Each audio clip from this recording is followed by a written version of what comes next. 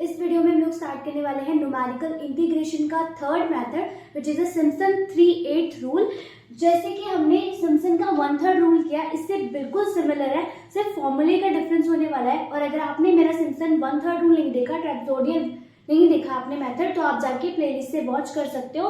तो इसके अंदर हम लोग जो करने वाले हैं सॉल्व क्वेश्चन, वो भी मेरा सिम्पसन वाला ही है। और इसमें आप देखोगे जो सिम्पसन में हमने क्वेश्चन सॉल्व किया उसका फॉर्मूला डिफरेंट था, इसका भी फॉर्मूला डिफरेंट है, बट इन दोनों को जो आंसर आने वाला है वो सेम आने वाला है। तो मतलब आप कोई भी फॉर्मूला लगा रहे हो सिम्पसन 1/3 का या 3/8 का, आपका जो आंसर है वो मैच होगा बिल्कुल, ठीक है। तो हम यहाँ पर क्या कर रहे हैं, लेकिन क्वेश्चन में आपको गिवन होगा कि आपको कौन सा रूल लगाना है। तो एक बार हमें दोनों बोला गया है क्वेश्चन में कि एक ही क्वेश्चन को आपको 1/3 से भी सॉल्व करना है और एक ही क्वेश्चन को आपको 3/8 से भी सॉल्व करना है। तो जो आपका आंसर आएगा वो बिल्कुल सिमिलर आएगा, मतलब क्या है, काफी हद तक सेम होगा। पॉइंट के बाद अगर काफी डिजिट्स आगे जाकर डिफरेंट हो रहे हैं तो वो अलग चीज है, लेकिन काफी हद तक आपको जो आंसर है वो मैच करने वाला है, ठीक है। तो इसके अंदर हम लोग क्या करने वाले हैं, सबसे पहले हमारा जो क्वेश्चन गिवन है उसको देखेंगे हम लोग। तो यहाँ पर जो मेरे पास 0 होता है, मतलब जो भी स्टार्टिंग पोजीशन होती है उसको मैं ए मान लेती हूँ, और जो भी मेरे पास ऊपर नंबर लिखा होता है उसको मैं एंडिंग पोजीशन मानती हूँ, और वो मेरा बीडी नोट कर रहा होता है, ठीक है।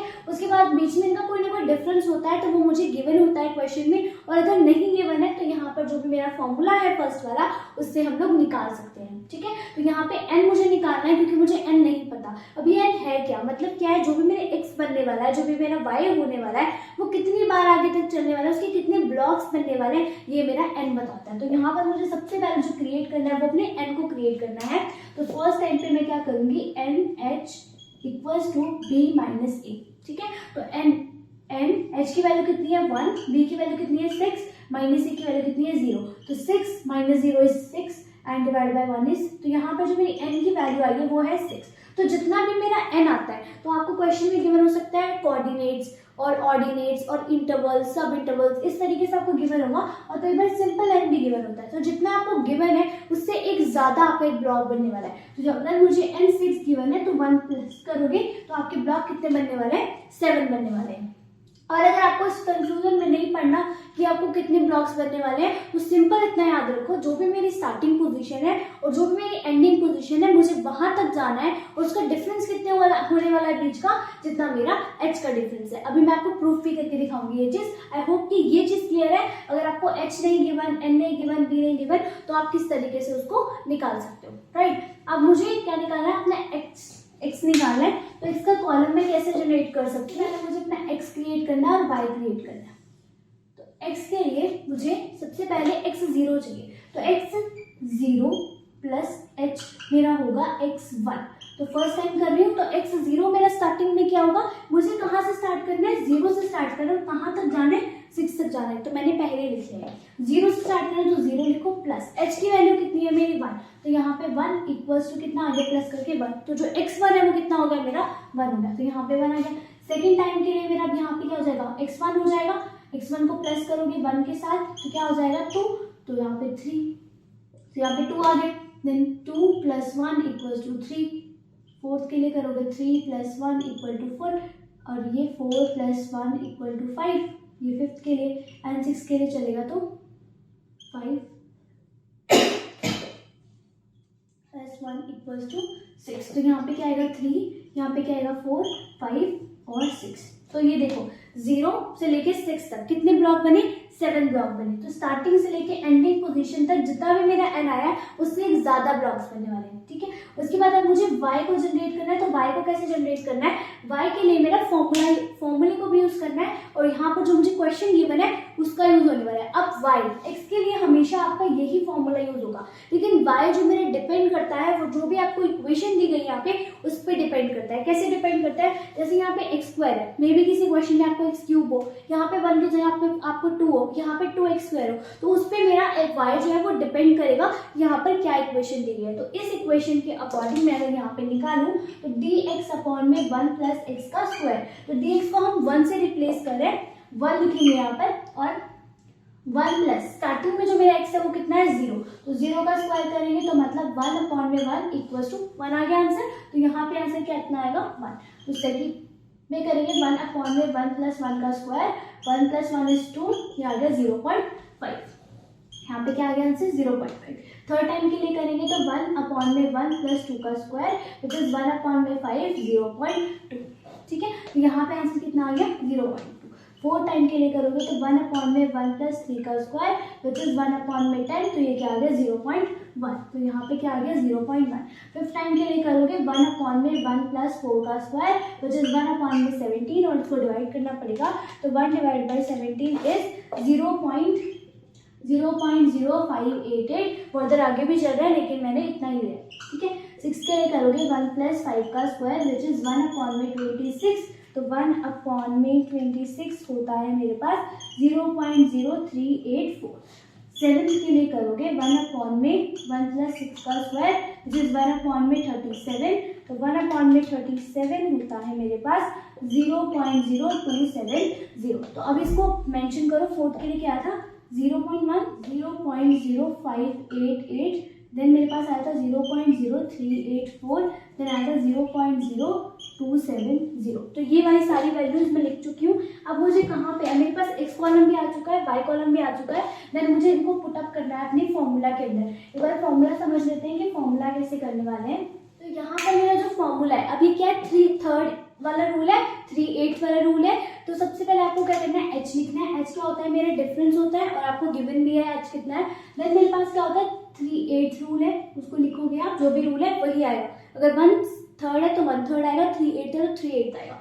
देन आपके पास क्या आती है y0, ये होती है मेरी स्टार्टिंग वैल्यू, जो भी मेरी स्टार्ट वैल्यू है वो, प्लस y6। हमेशा y6 नहीं आएगा, ये बात ध्यान रखनी है, हमेशा y6 नहीं आएगा। यहाँ पर मेरी लास्ट वैल्यू क्या है y6 है, इसलिए y6 लिखा है। यहाँ पे हमेशा आपकी एंड वैल्यू आएगी। अगर मेरे पास यहाँ पे कोई और वैल्यू होती, यहाँ पे कोई और वैल्यू होती, तो मैं वो वैल्यू लेती जो भी मेरी एंडिंग वैल्यू है। ठीक है, ये मेरी एंड वैल्यू आएगी। उसके बाद मुझे क्या करना है 3। अब जो भी मेरे नंबर्स इसमें मल्टीपल नहीं है 3 के, पहले जैसे मेंशन करो y0, y1, y2, y3, y4, y5 और y6।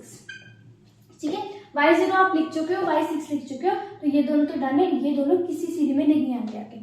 ठीक है, उसके बाद चेक करोगे नॉट मल्टीपल ऑफ 3, मतलब 3 के मल्टीपल कौन कौन से नहीं है। क्या 1 3 का मल्टीपल है, नहीं है, तो मतलब 1 यहाँ पे आएगा। ठीक है, 2 3 का मल्टीपल है, नहीं है, तो यहाँ पे आएगा।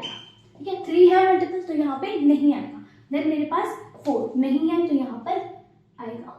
देन मेरे पास 5 नहीं है, तो यहाँ पर आएगा। ठीक है, यहाँ पर वो नंबर लिखने हैं जो 3 से मल्टीपल नहीं है, 3 से डिवाइड नहीं हो सकते, वो नंबर्स लिखने हैं आपको।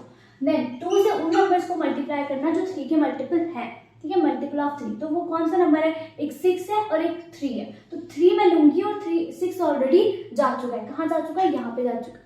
ठीक है, तो यहाँ पे आएगा y3। इस बात को याद रखना कि हमेशा एंड वैल्यू होगी। फॉर एग्जांपल यहाँ पे कोई y7 होता, तो यहाँ पे क्या चला जाता y7 और यहाँ पे क्या चला जाता y6 चला जाता।